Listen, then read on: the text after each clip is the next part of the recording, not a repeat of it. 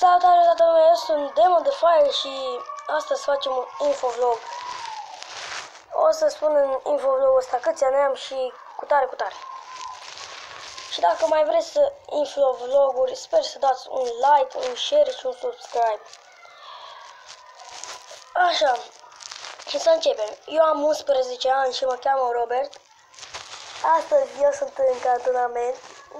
Dacă se aude niște zgomote, sunt de la colegii mei. Da. Să știți, da. Așa.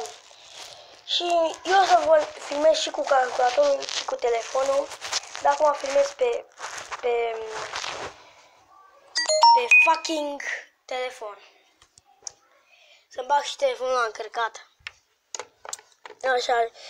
Și noi pe telefon o să filmăm Hitball, Minecraft și pe parcurs avem și mai multe jocuri.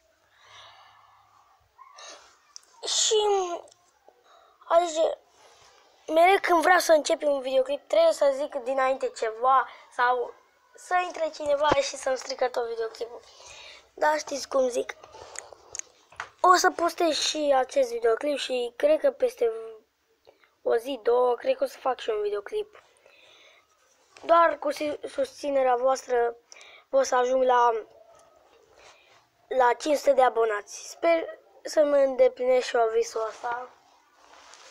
Și dacă vreți să ajungem, vă rog să dați un share, subscribe, dacă vreți, nu mă pic. Și totuși, eu o să am visul ăsta mereu. Și dacă cineva o să închidă canalul, eu tot o să mă reapuc. Și cam atât cu episodul ăsta, sper să vă placă și nu uitați să dați un like.